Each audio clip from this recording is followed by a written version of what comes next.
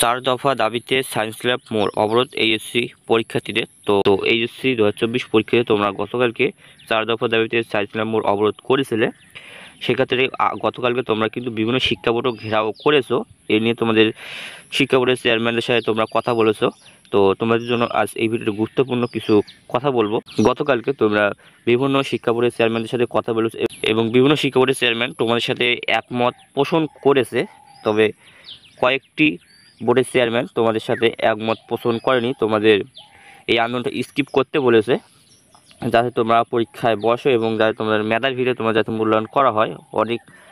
কয়েকটি শিক্ষা বোর্ডের চেয়ারম্যান বলেছে এরকম, এবং তোমাদের যে বাকি বোর্ডগুলো রয়েছে এই বাকি বোর্ডগুলো তোমাদের সাথে কিন্তু একমত পোষণ করেছে এবং তোমরা সেই বোর্ড চেয়ারম্যানদের কাছে দাবি জানিয়েছো যে যাতে তোমাদের এই বাকি পরীক্ষাগুলো বাতিল করে বিকল্প পদ্ধতিতে মূল্যায়ন করা হয়। আবার অনেকেই তোমরা বলছো যাতে সাবজেক্ট ম্যাপিং করা হয়, অথবা তোমাদের জিএসসি এসএসসি পয়েন্ট মিলে যাতে তোমাদের এই পরীক্ষারই মূল্যায়ন করা হয়। তোমরা অনেকেই শিক্ষা বোর্ডের চেয়ারম্যানদের জানিয়েছো, তবে অনেক শিক্ষা বোর্ড তোমাদের সাথে একমত পোষণ করেছে এবং তোমাদের শিক্ষা বোর্ডের চেয়ারম্যানরা তোমাদের কাছ থেকে স্মারকলিপি চেয়েছে, তোমাদের যৌক্তিক কথাগুলো তুলে ধরতে বলেছে। সেই স্মারকলিপি তোমাদের শিক্ষা বোর্ডে জমা দিয়ে তখন তোমাদের শিক্ষা বোর্ডের চেয়ারম্যানরা তোমাদের শিক্ষা মন্ত্রণালয়ে একটা সিদ্ধান্ত পাঠাবে, মানে চিঠি পাঠাবে, যেখানে তোমাদের যৌক্তিক কথাগুলো তুলে ধরবে এবং তোমাদের অটো পাস দেওয়া যাবে নাকি বিকল্প পদ্ধতিতে তোমাদের মূল্যায়ন করা হবে তারা শিক্ষা মন্ত্রণালয়ে পাঠাবে। শিক্ষা মন্ত্রণালয়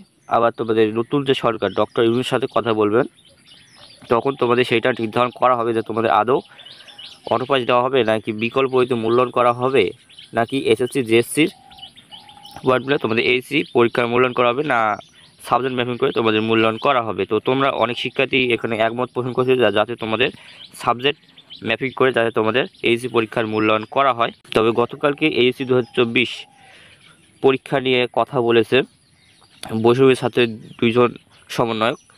তো তারা তোমাদের পক্ষে কথা বলেছেন যাতে তোমাদের অনেক সহপাঠীরা তোমাদের হাসপাতালে আহত রয়েছে, তো তারা কীভাবে এত তাড়াতাড়ি সুস্থ হয়ে আগামী 11 সেপ্টেম্বর তারা পরীক্ষা দেবে, সেক্ষেত্রে কিন্তু তার কোনোভাবে নয়। তারা চেয়েছে যাতে তোমাদের সাবজেক্ট ম্যাপিং অথবা বিভিন্ন ভাবে মূল্যায়ন করে যাতে তোমাদের পরীক্ষায় মূল্যায়ন করা হয় এবং আগামী 11 সেপ্টেম্বর যে পরীক্ষা শুরু হবে এই পরীক্ষার ডেটটা নিয়ে ভাবতে বলেছে শিক্ষা মন্ত্রণালয়কে। সেক্ষেত্রে তোমাদের কিন্তু তোমরা যেটা চেয়েছিলে যাতে তোমার অটো পাস বা বিকল্প পদ্ধতিতে যাই হোক না কেন তোমার যাতে মূল্যায়ন করা হয়, এটা কিন্তু তোমাদের খুব সন্নিকটে এসে গেছে এবং তোমাদের খুব তাড়াতাড়ি কিন্তু একটা সিদ্ধান্ত আসতে পারে।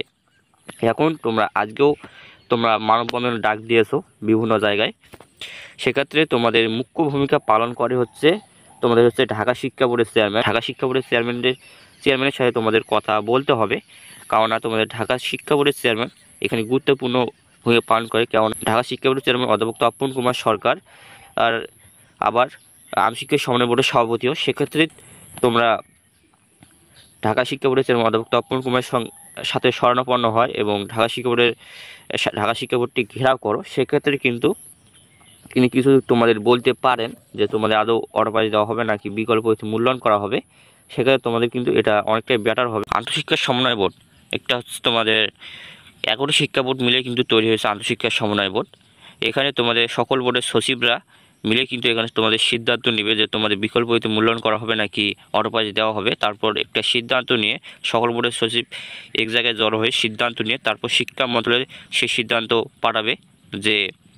তারপর শিক্ষা মন্ত্রণালয় আবার নতুন সরকারের সাথে আলোচনা করে কিন্তু তোমাদের সিদ্ধান্ত নেবে যে তোমাদের আদৌ পরীক্ষা বাতিল করা হবে নাকি পরীক্ষাটা নেওয়া হবে। সেক্ষেত্রে তোমরা অবশ্যই তোমাদের ঢাকা শিক্ষা বোর্ডের চেয়ারম্যান এবং আবিষ্কার সমন্বয়ের সভাপতি অধ্যাপক তপন কুমারের সাথে শরণাপন্ন এবং ঢাকা শিক্ষা বোর্ড ঘেরাও করো, তোমাদের কথাগুলো তুলে ধরো যে যাতে তোমাদের সাবজেক্ট ম্যাপিং অথবা বিকল্প পদ্ধতিতে মূল্যায়ন করা হয়।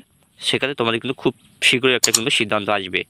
তো যদি ভিডিও ভালো লাগে অবশ্যই একটা লাইক সাবস্ক্রাইব কমেন্ট করে তোমাদের বন্ধুদের মাঝে শেয়ার করবা। তো দেখো আরেকটা কোনো ভিডিও তখন ভালো।